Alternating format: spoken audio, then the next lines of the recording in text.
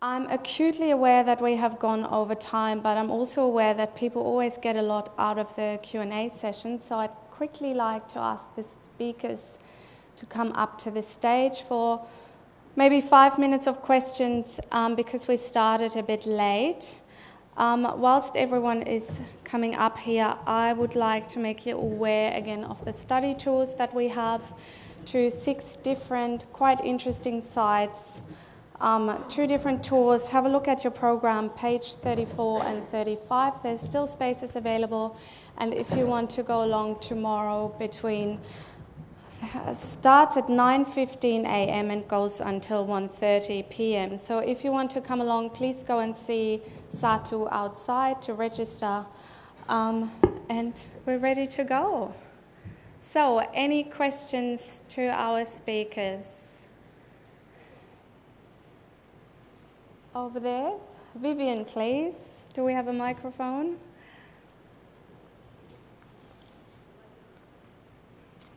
Hi. Good morning. I'd like to congratulate the speakers for their wonderful speeches.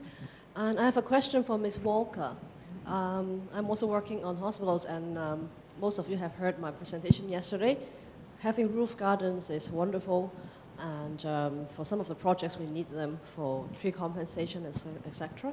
Ms. Walker, have you ever had any difficulties in convincing your clients how the maintenance of the plants may affect the operations and so on, and how do they tackle that issues? Sorry, well, the maintenance has always been a big issue right from the start. And we did a lot of research in determining the right type of plants, the right growing media, to make sure, we have got longevity in the gardens with minimal maintenance. So that's been part and parcel of providing more, not just for the maintenance, but also providing for asset management. So we say, look, at least the gardens without major rework should be good for the next 10 years, possibly longer, and then after that you have to look at, what needs to be done. So yes, that was very much part of the design process. Okay, thank you, Katarina. Any more questions? No more questions? Everyone is keen on coffee, quite clearly. No one?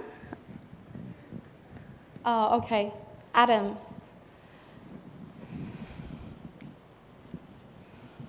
Thank you. I know I stand between you and coffee, but I just thought it was really interesting that we saw a firm with Saiful's team who said this is the first healthcare project you've ever done.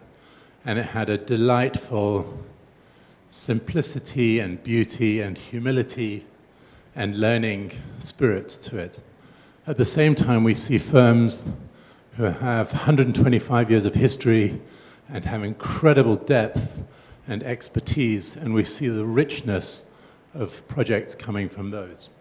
So how do you answer clients, who are looking for healthcare designers and wondering whether there are benefits to a firm that has lots of experience, or even willing to look at a firm that has no experience? Because I think it's sort of counterintuitive that you would go to a firm that has no experience, but yet we're seeing that that actually does have something to offer too. Good question. Do you want to, Ian? Well, I think in our case, it's obviously a firm who's had 125 years of longevity, not quite that in healthcare. In our case, we had to bid for the project, and the combination of Conrad Gargett and Lyons brought to this project, we think, a completely fresh approach to looking at healthcare buildings, and we hope we've achieved that. So while we'd had a lot of experience, neither of us had ever done a building like this before. So it's, I think, obviously there's a risk management issue that clients have with employing or commissioning really experienced consultants, but I guess it's incumbent on us to find new ways of doing things and to refresh the process. I think it would be also a really interesting question for Edmund, who chose Saiful to work with. Yeah. Say the right thing. Okay, for us, when we were approached to do the project, of course, the first thing that comes to mind, we have no experience doing this, but and there were no actual reference for us to look into what we can do with the brief that we had. What we did then was to do our own research. We went to Japan to look at what they have done. Unfortunately, we didn't go to Australia, which I thought should have been a better idea for us to see. But we do a lot of experimentations.